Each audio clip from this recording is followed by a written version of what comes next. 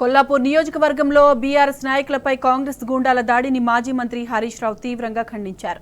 ఏడాది కిందటి వరకు శాంతియుతంగా ఉన్న తెలంగాణలో కాంగ్రెస్ అధికారంలోకి రాగానే హింస, నేరాలు పెరిగాయన్నారు.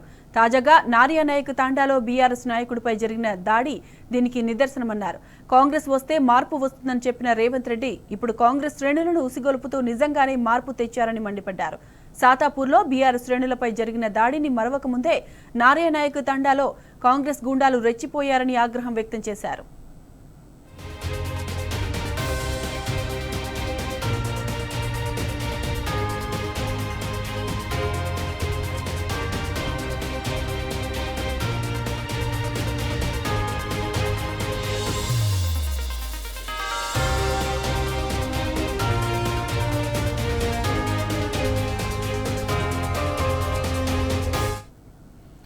మంత్రి జూపల్లి కృష్ణారావు అనుచరులు దాడులు పెరిగిపోతున్నా పోలీసులు నిమ్మకు నీరెత్తినట్లుగా ప్రవర్తిస్తున్నారన్నారు.